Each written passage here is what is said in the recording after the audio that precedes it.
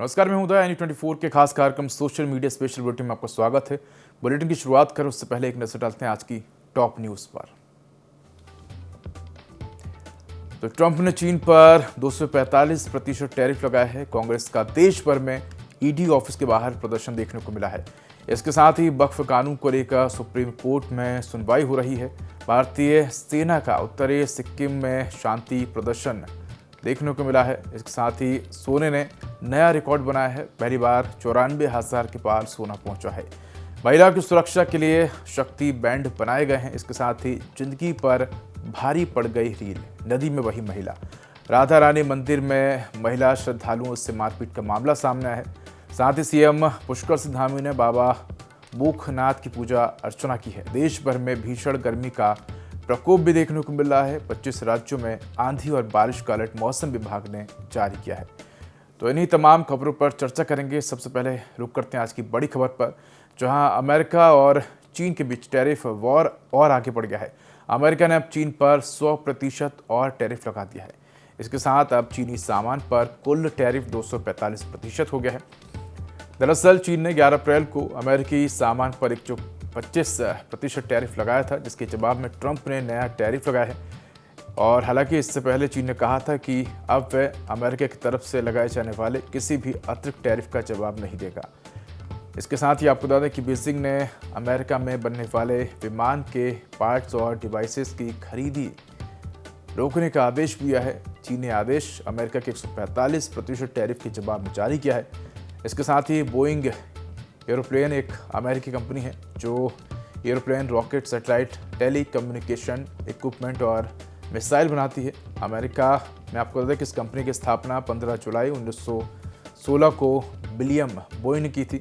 कई देशों की एयरलाइंस कंपनियां बोइंग के बनाए गए प्लेन का इस्तेमाल करती है। बोइंग अमेरिका की सबसे बड़ी एक्सपोर्टर कंपनी है। ये दुनिया की तीसरी सबसे बड़ी डिफेंस डील करने वाली कंपनी भी है। इसके साथ चीन ने 4 अप्रैल को 7 कीमती धातुओं के निर्यात पर रोक लगाने का आदेश भी जारी किया था। तो बता दें कि अमेरिका और चीन के बीच टैरिफ वॉर और आगे बढ़ गया है। अमेरिका ने अब चीन पर 100% और टैरिफ लगा दिया। इसके साथ अमेरिका इंपोर्ट होने वाले चीनी सामानों पर कुल टैरिफ 245% तक हो गया है। अमेरिका की तरफ से नए टैरिफ के ऐलान के बाद चीन ने कहा कि हम अमेरिका के साथ ट्रेड वॉर करने से नहीं डरते। चीन ने दोबारा कहा कि अमेरिका को बातचीत करनी चाहिए। इससे पहले डोनाल्ड ट्रंप ने कहा था कि चीन को बातचीत की शुरुआत करनी होगी। चीन के विदेश मंत्रालय के प्रवक्ता ने कहा कि अगर अमेरिका सच में बातचीत को डायलॉग और समझौते के जरिए मुद्दे को सुलझाना चाहता है तो उसे बेमतलब का दबाव बनाना, डराना, ब्लैकमेल करना बंद करना चाहिए और चीन के साथ बराबरी, सम्मान और आपसी हित के आधार पर बात करनी चाहिए। बता दें कि 245% अमेरिकी टैरिफ के तहत अलग अलग टैक्स रेट क्या होंगे, यह आप अमेरिका से ही पूछिए, ऐसा कहना है चीन के पत्रकार का। साथ ही आपको बता दें कि इसके साथ ही उन्होंने कहा कि ये टैरिफ वॉर अमेरिका ने शुरू किया है, हमने नहीं। हम सिर्फ अमेरिका के एक्शन का जवाब दे रहे हैं। हमारे कदम पूरी तरह तार्किक और कानूनी हैं। हम अपने देश के अधिकारों और अंतर्राष्ट्रीय व्यापार में ईमानदारी बनाए रखने की कोशिश कर रहे हैं।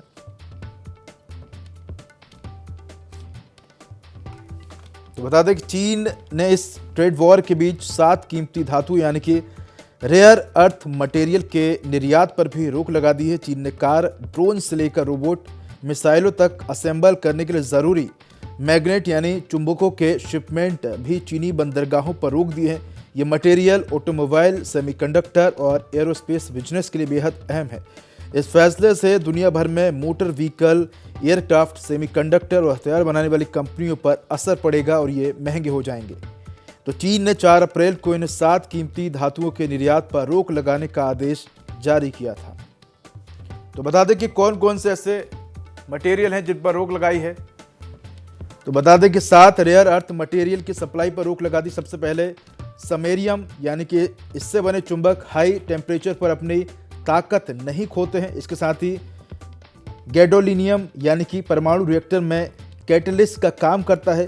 टर्बियम ये टीवी, मॉनिटर और स्मार्ट स्क्रीन में हरे रंग की लाइट पैदा करता है। इसके साथ ही डिस्प्रोमियम ये मैग्नेट की ताकत बढ़ाता है। इसके साथ ही तमाम ज़रूरी जो मटेरियल है जैसे कि ल्यूटेटियम, स्कैंडियम और यट्रियम, ये तमाम धातु है जिनके एक्सपोर्ट पर चीन ने रोक लगा दी है।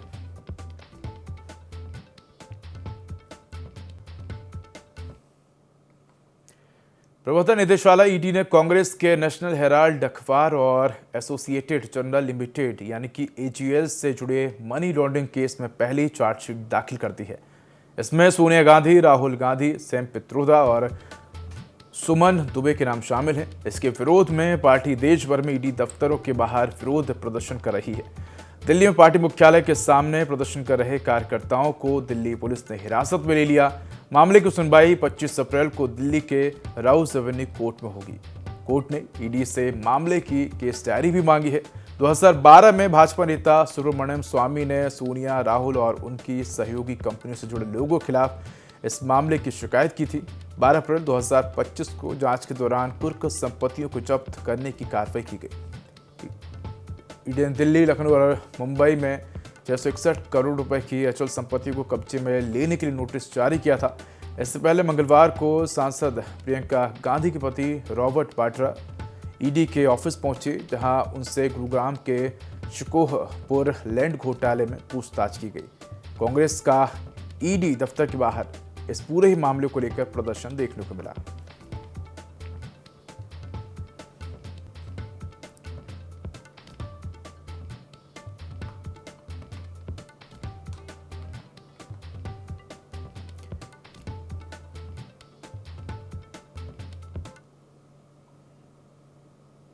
तो सोने के दाम ने आज यानी कि 16 अप्रैल को नया ऑल टाइम हाई बनाया है।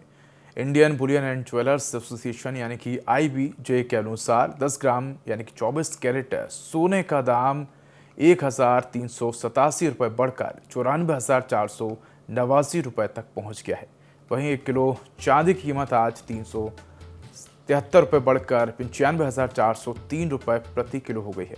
सोने में तेजी के 3 प्रमुख कारण हैं। पहला कि अमेरिका की टैरिफ पॉलिसी के कारण ट्रेड वॉर का खतरा बढ़ गया है। इससे इकोनॉमी के बढ़ने की रफ्तार धीमी हो सकती है। इसके साथ ही आपको बता दें कि जब से अमेरिका ने चीन पर टैरिफ लगाया है, उसी के मद्देनजर चीन की इकोनॉमी पर भी असर पड़ा है और चीन की इकोनॉमी की गति भी कम हुई है। यानी कि टैरिफ के चलते ग्लोबली अगर देखा जाए तो तमाम जो देश हैं उनकी इकोनॉमी पर असर पड़ रहा है और उनकी रफ्तार धीमी होती हुई नजर आ रही है। साथ ही ग्लोबल मंदी की आशंका भी बढ़ गई है। ऐसे में लोग सोने में अपना निवेश बढ़ा रहे हैं। मंदी के समय सोने को सुरक्षित निवेश माना जाता है।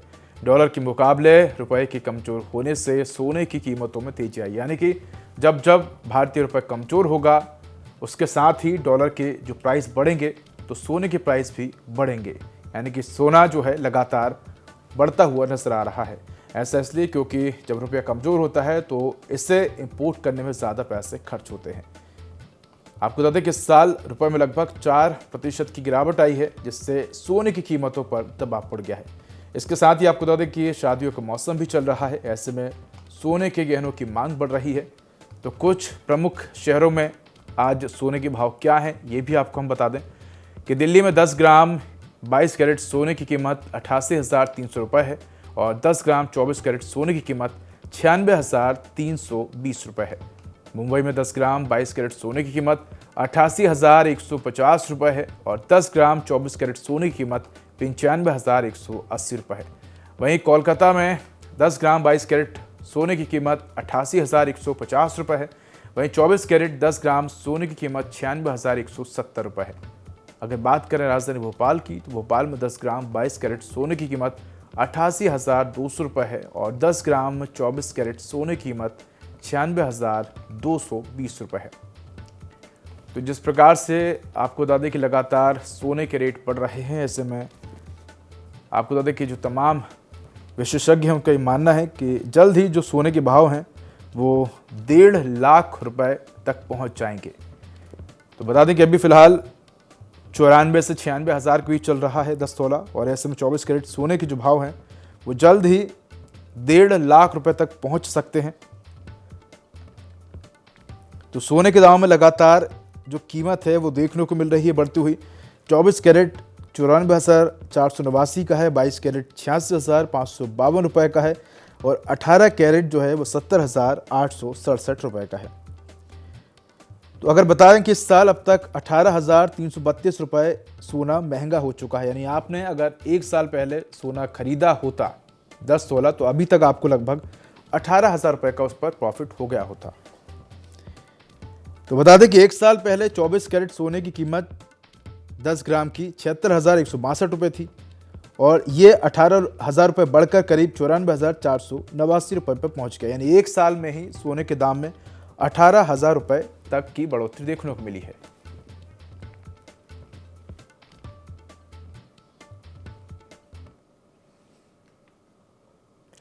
मौसम विभाग ने देश के 25 राज्यों में आंधी बारिश का अनुमान लगाया है। बिहार, असम और ओडिशा में तेज बारिश की आशंका है। झारखंड, ओडिशा और मेघालय में ओले भी गिर सकते हैं। मौसम विभाग के अनुसार 15 अप्रैल श्रीनगर का बीते 80 सालों में सबसे ज्यादा गर्म दिन था। शहर का तापमान सामान्य से 10.2 डिग्री ज्यादा यानी कि 30.4 डिग्री सेल्सियस रिकॉर्ड किया गया। श्रीनगर में इस समय औसत तापमान जो है वो 20.2 डिग्री सेल्सियस रहता है। जम्मू कश्मीर की ग्रीष्मकालीन राजधानी में इससे पहले 20 अप्रैल 1946 को सबसे ज़्यादा तापमान 31.1 डिग्री सेल्सियस रिकॉर्ड किया गया था। इसके साथ ही 15 अप्रैल को कश्मीर घाटी के अलग अलग इलाकों में तापमान सामान्य से 8.1 से 11.2 डिग्री ज़्यादा रहा। वहीं राजस्थान के बाड़मेर लगातार दूसरे दिन देश में सबसे गर्म रहा, जिले का तापमान 45.5 डिग्री सेल्सियस दर्ज किया गया। मौसम विभाग ने अगले 3 से 4 दिनों में तापमान में और बढ़ोतरी होने का अनुमान जताया है। वहीं अगर बात करें तो हिमाचल में ओलावृष्टि तूफान का ऑरेंज अलर्ट जारी किया है। यहाँ के 4 जिलों में भारी बारिश हो सकती है। अगले 5 दिन राज्य में मौसम खराब बना रहेगा। हरियाणा में आज बूंदाबांदी की संभावना है, जिससे तापमान में गिरावट आएगी। बिहार के 22 जिलों में आंधी और बारिश का अलर्ट मौसम विभाग ने जारी किया है। तो बता दें कि देश में एक साथ 2 मौसम प्रणालियां नज़र आ रही हैं। एक तरफ तो भीषण गर्मी जो है वो नज़र आ रही है, पारा 40 डिग्री के पार कई जगहों पर पहुंच गया। दूसरी तरफ कई राज्यों में मौसम विभाग ने आंधी और बारिश का अलर्ट भी जारी किया है। तो एक साथ आपको बता दें कि 2 मौसम प्रणालियां नज़र आ रही हैं। एक तरफ तो गर्मी का असर देखने को मिल रहा है, तो दूसरी तरफ आंधी और बारिश का असर भी मौसम विभाग ने जताया है।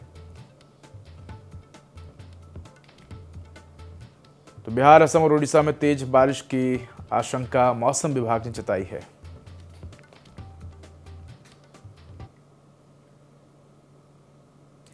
भारतीय सेना ने पहली बार उत्तरी सिक्किम में हिमालय के पार जाकर तिब्बत के पठार क्षेत्र में शक्ति प्रदर्शन किया है। आपको बता दें कि तिब्बत के पठार का ये इलाका भारतीय सीमा के अंतर्गत है, जिसे लेकर भारत और चीन के बीच अक्सर तनातनी देखने को मिलती है। यह क्षेत्र लगभग 19,000 फीट की ऊंचाई पर स्थित है, जहां साल 2020 में भारत और चीन के सैनिकों के बीच झड़प देखने को मिली थी। उत्तरी सिक्किम में भारतीय सेना की ब्रिगेडियर को प्लेटू ब्रिगेड के नाम से जाना जाता है। पूर्वी हिमालय में स्थित ये इलाका देश के सबसे ठंडे युद्ध क्षेत्रों में से एक है। भारतीय सेना के मुताबिक शक्ति प्रदर्शन के दौरान टैंक, तोप, एंटी टैंक गाइडेड मिसाइल और ड्रोन का भी इस्तेमाल किया गया। भारतीय सेना ने पहली बार नदी, नालों और बर्फ से जमे झील को पार करने के लिए स्पेशल व्हीकल्स का इस्तेमाल किया। सेना ने यह infantry combat vehicle Tata company से खरीदा है। भारत और चीन के बीच बीते साल पूर्वी लद्दाख से सटे LAC पर शांति करार हो गया था। इसके बावजूद भारतीय सेना किसी भी तरह की कोई चूक का सामना नहीं करना चाहती। डोकलाम में भारतीय सेना की मजबूत तैनाती के चलते चीनी सेना अब भूटान से टकराव की स्थिति में है।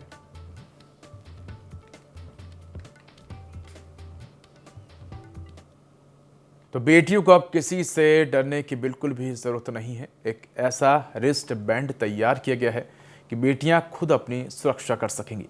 रात के अंधेरे में भी अब बदमाशों और अनजान हमलावरों से डरने की जरूरत नहीं होगी। उनकी कलाई पर बंधा स्मार्ट वॉच के आकार का यह शक्ति बैंड किसी ऐसे व्यक्ति को करंट का झटका देकर शून्य कर देगा जो उन्हें गलत इरादे से छूने की कोशिश करेगा। इस बैंड की मदद से एक साथ 40 लोगों को भी संभाला जा सकता है। इस बैंड में मौजूद GPS से परिवार के सदस्यों और पुलिस तक तत्काल लोकेशन के साथ मैसेज ही पहुंच जाएगा। इस रिस्ट बैंड की एक खासियत है कि इसे पहनने वाले को करंट नहीं लगता। बता दें कि शक्ति बैंड एक आधुनिक सुरक्षा उपकरण है, जिसे खासतौर पर महिलाओं को उत्पीड़न और हमलों से बचाने के उद्देश्य से विकसित किया गया है। रिस्ट बैंड किसी भी संदिग्ध व्यक्ति को 4000 वोल्ट का झटका देने की क्षमता रखता है, जिससे वह अस्थायी रूप से अचेत हो सकता है। इसके साथ ही यह डिवाइस जीपीएस तकनीक के जरिए महिला की लाइव लोकेशन सहित आपातकालीन संदेश उसके परिवार और पुलिस तक पहुंचा देती है। जानकारी के मुताबिक इस डिवाइस की कीमत 3000 रुपये है और इसे ऑनलाइन खरीदा जा सकता है। यह रिस्टबैंड पूरी तरह से वाटरप्रूफ और विद्युत सुरक्षा से युक्त है। इसे केवल 30 मिनट चार्ज करने पर 70 घंटे तक इस्तेमाल किया जा सकता है। तो महिलाओं की सुरक्षा के लिए रिस्टबैंड बनाया गया है और अब कोई भी हमलावर अगर महिलाओं को गलत इरादे से टच करेगा तो इस बैंड के जरिए उसे 4000 वोल्ट तक का झटका लगेगा। इसके साथ ही इस बैंड की सहायता से तुरंत ही परिवार और पुलिस को मैसेज भी पहुंच सकेगा।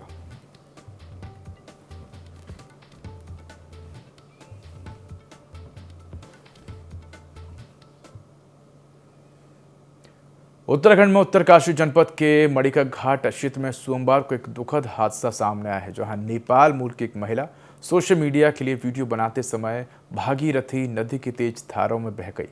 घटना के बाद इलाके में हड़कंप मच गया। प्रत्यक्षदर्शियों के अनुसार महिला खतरनाक चट्टान के किनारे खड़ी होकर मोबाइल से रील बना रही थी।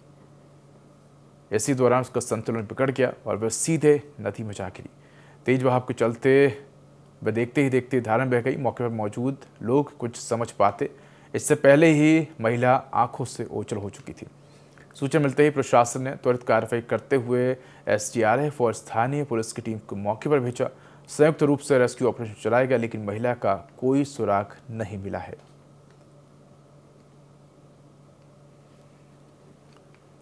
तो जिंदगी पर रील भारी पड़ गई। बता दें कि महिला रील बना रही थी। इस दौरान महिला का संतुलन बिगड़ा और वो अचानक से पानी के तेज बहाव में चली गई। इसके बाद मौके पर मौजूद लोगों ने तत्काल इसकी जानकारी पुलिस को दी। मौके पर रेस्क्यू टीम पहुंची है और महिला की खोजबीन जारी है।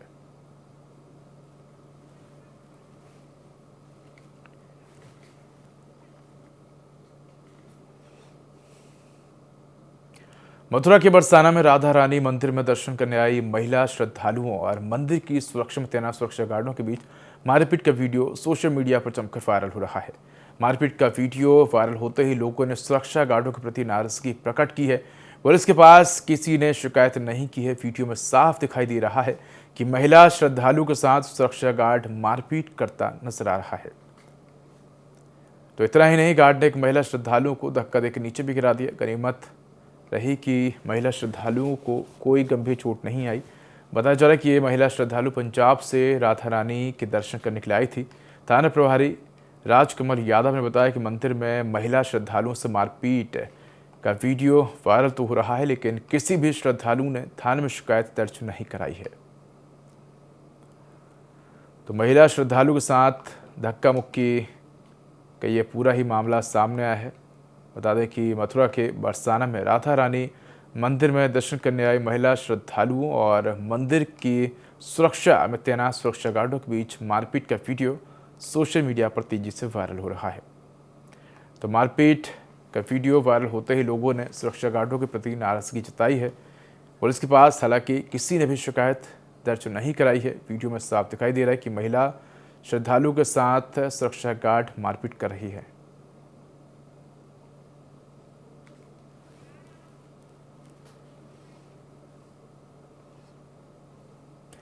तो आज का दिन बिहार के मुजफ्फरपुर के लिए कलंक की तरह याद किया जाएगा। एक दलित बस्ती के 50 से अधिक घरों में आग लग गई। हादसे में 4 बच्चे समेत 5 लोगों की झुलसकर मौत हो गई। वहीं 15 बच्चे लापता हैं। मृतकों में छोटू पासवान की बेटी अंशिका कुमारी जिसकी उम्र 5 वर्ष है, राज पासवान की बच्चे ब्यूटी कुमारी 8 साल, सृष्टि कुमारी 6 साल, विपुल कुमार 10 साल शामिल है। बताया जा रहा है कि गोलक पासवान के घर में शॉर्ट सर्किट की वजह से आग लगी और देखते ही देखते पूरे झुग्गी के इलाके में आग फैल गई। तो मुजफ्फरपुर के टीएम सुब्रत कुमार सेन ने पूरी घटना के बारे में बताया। गांव के गोलक पासवान के घर में अचानक शॉर्ट सर्किट से आग लग गई थी और जब तक लोग कुछ समझ पाते तब तक तेज हवा की वजह से आग काफ़ी तेज़ी से फैल गई थी। आग की लपटें इतनी ज़्यादा तेज़ थीं जिसके चलते बच्चे डर गए और बाहर नहीं निकल पाए और आग की चपेट में आ गए। डीएम ने आग लगने से 4 बच्चों की मौत की पुष्टि की है। मृतक के परिवार को मुआवजा देने का ऐलान किया गया है और 2 दिनों तक लोगों के खाने पीने की व्यवस्था भी कराई गई है। हादसे में अब तक 15 बच्चे लापता हैं। इन बच्चों की खोजबीन की जा रही है। घटना बरियापुर थाना क्षेत्र के रामपुर मनी पंचायत की है। स्थानीय लोगों ने बताया कि एक युवक के 3 बच्चों की झुलसकर मौत हो गई है। इन बच्चों की उम्र 12 साल, 8 साल और 9 साल है। घटना के बाद अफरा तफरी मच गई है। अग्निशमन की टीम ने मौके पर पहुंचकर रेस्क्यू शुरू कर दिया है। वही हादसे में दर्जनों घर जलकर राख हो गए हैं। पुलिस ने शव को पोस्टमार्टम के लिए भेज दिया है। एक ग्रामीण के अनुसार थाने में आग लगने की सूचना देने के बावजूद कोई मौके पर नहीं पहुंचा था। इसके साथ ही दमकल की गाड़ियों के पहुंचने से पहले ही आग पर काबू पा लिया गया था।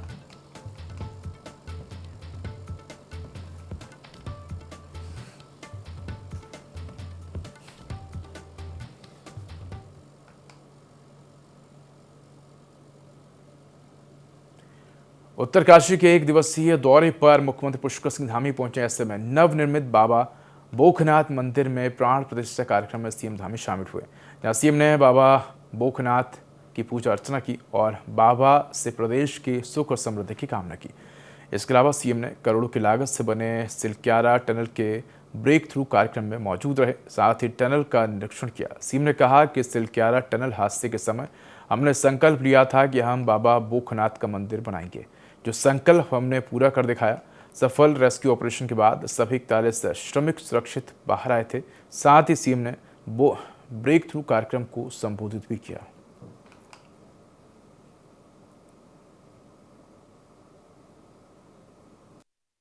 ज्यादा का समय लगता था, घूम के आना पड़ता था। इस टनल के वजह से वो रास्ता आज से 4 या 5 आज जाना हो जाए के साथ साथ इस यात्रा को और आसान बनाने के लिए और सुविधाजनक बनाने के लिए और लंबी दूरी होगी कम समय में कम इसके लिए अनेक प्रयास और बहुत लंबे समय से हमारी परीक्षा पूरी हुई है। इसके उसी क्रम में आज के आसपास का घूम के यात्रा पूरी तरह से बन जाने के बाद मात्र 4-5 रास्ता 12 नवंबर हमारे 2023 का उस समय बहुत वहाँ की आधा का समय होता था।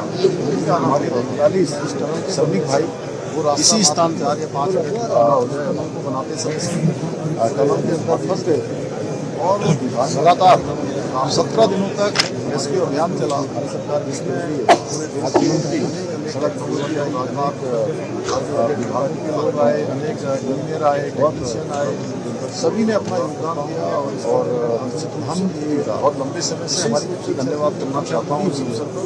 मैं इसकी प्रेरणा से, उनकी सहायता से और उनके मार्गदर्शन में जो लंबा ये के आसपास का घूम के विश्व का एक अलग प्रकार का ऐसा अभियान हमारा वो सफलता मात्र 4 रात से।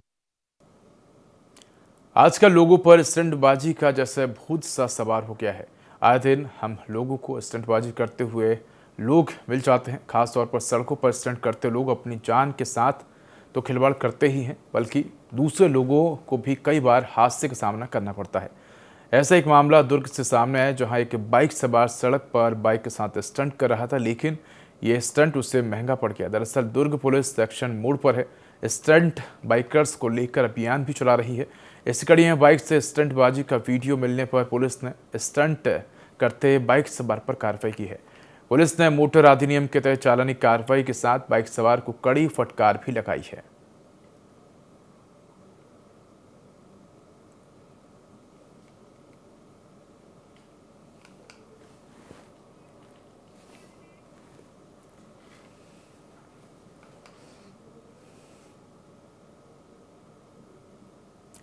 तो धामी कैबिनेट बैठक में फैसला लिया गया है कि प्रदेश के सभी जिलों में एक गांव को संस्कृत ग्राम घोषित किया जाएगा, जहां पर संस्कृत भाषा के प्रचार प्रसार के लिए अगले 3 साल के लिए एक इंस्ट्रक्टर रखा जाएगा, जिसको 20,000 रुपये सैलरी दी जाएगी। साथ ही सभी विभागों में काम करने वाले लेखा संवर्ग के कर्मचारी लेखा एवं हकदारी विभाग के अंतर्गत आएंगे। लेखा एवं हकदारी विभाग के निदेशक सभी लेखा संवर्ग के कर्मचारियों के निदेशक होंगे। ये प्रस्ताव भी पास किया गया है। तो बता दें कि सभी जिलों का में एक गांव होगा जिसे संस्कृत गांव कहा जाएगा और संस्कृत भाषा का प्रचार किया जाएगा। संस्कृत शिक्षा विभाग के द्वारा एक प्रस्ताव प्रस्तुत किया गया था, जिसमें प्रत्येक जनपद में एक गांव को संस्कृत ग्राम घोषित किया जाएगा और वहां पे संस्कृत को प्रचार प्रसार करने के लिए, संस्कृत में बोलचाल आदि बढ़ाने के लिए और लोगों को संस्कृत सिखाने के लिए 3 साल तक एक इंस्ट्रक्टर रखा जाएगा, जिसको 20,000 रुपये प्रति माह का मानदेय उसको दिया जाएगा। चलो रुक करते हैं। खबर देहरादून से है, जहां उत्तराखंड 4 धाम के कपाट खुलने से पहले धामों में अग्रिम दलों को रवाना किया जाता है ताकि मंदिर परिसर की साफ सफाई समेत मंदिर से जुड़े अन्य व्यवस्थाओं को समय पर दुरुस्त किया जाए। जहां एक और अग्रिम दलों की रवानगी शुरू हो गई, तो वहीं दूसरी ओर बीकेटीसी ने इस साल बड़ा निर्णय लिया है। आगामी 4 धाम यात्रा के मद्देनजर बद्री केदार समिति ने एक महत्वपूर्ण निर्णय भी लिया है, जिसके तहत केदारनाथ धाम और बद्रीनाथ धाम के मंदिर परिसर में एक भी दुकान लगाने की अनुमति नहीं होगी। जानकारी देते हुए बीकेटीसी के सीईओ विजय प्रसाद थपलिया ने बताया कि यात्रा को लेकर बीकेटीसी की तैयारियां पूरी तरह से मुकम्मल हैं।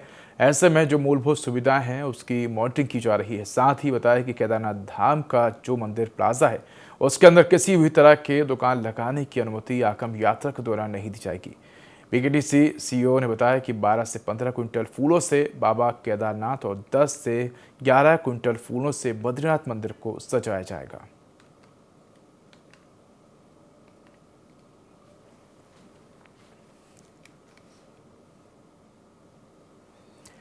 तो फिलहाल इस बुलेटिन में इतना ही। खबरों का अधिक अपडेट के लिए देखते रहिए यानी 24। नमस्कार।